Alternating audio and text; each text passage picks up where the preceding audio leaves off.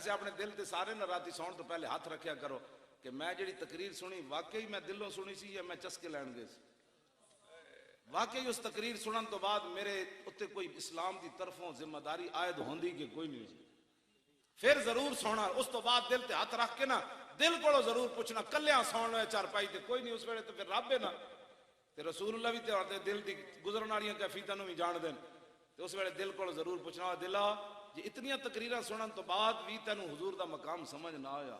تو مسئلہ ختم نبوت نہ سمجھ آیا ڈاکو بھی تینوں سمجھ نہ آئے پرچی دا مسئلہ بھی تینوں سمجھ نہ آیا تو جس دن تو کوٹری تھلے چلا جائے گا 4 ہاتھ میرے آقا نے فرمایا انما یسیرکم ہر بندے نے 4 ہاتھ تھلے جانا ہے.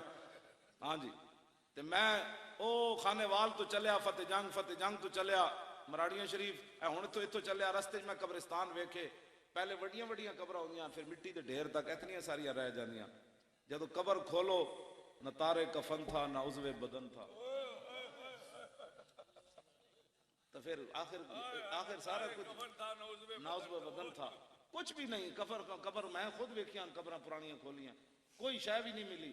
حضرت شاہ المالی قبر کچھ بھی شے نہیں سی بڑی کوشش کی تھی کوئی واڑ ہی لب جائے نہیں سی لبیا